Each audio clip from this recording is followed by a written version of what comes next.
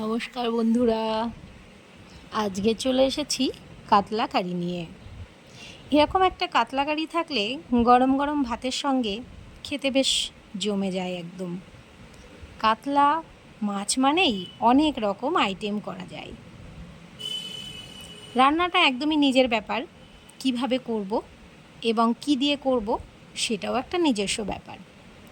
যাই হোক, এবার চলুন আপনাদের সঙ্গে শেয়ার করে নেওয়া যাক কিভাবে করলাম।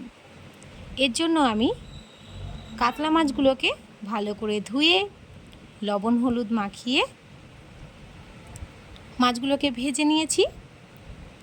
সর্ষের তেলটা একটু বেশ ভালো করে গরম করতে হবে, তাহলে মাছগুলো কড়াইয়ের গায়ে লেগে যাবে না। ভেজে নেওয়ার পরে আমি একটা মশলা করে নেব।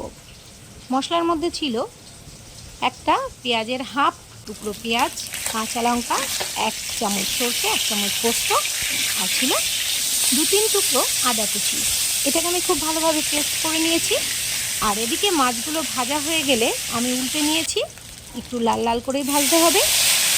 এবার আমি পেস্ট করে রাখা মশলাটাকে ওই একই মাছ ভাজা তেলের মধ্যে অ্যাড করে দিচ্ছি। দিয়ে দিচ্ছি 1/2 চামচ কাশ্মীরি লঙ্কার গুঁড়ো, 1/2 চামচ হলুদ।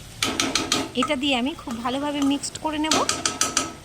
মিক্সড করে নেওয়ার পরে এবার আমি এর মধ্যে একটু দিয়ে দেব স্বাদ অনুযায়ী লবণ। তারপরে আমি দিয়ে দেব কয়েক দানা চিনি। ব্যাস, কাতলা কারি রেডি। কাতলা কারি হলে পারে গরম ভাতে একদম জমে যাবে। তো অবশ্যই আপনারা ট্রাই করবেন। আর ভিডিওটি কেমন লাগলো লাইক কমেন্ট শেয়ার করে জানাতে ভুলবেন না। টাটা।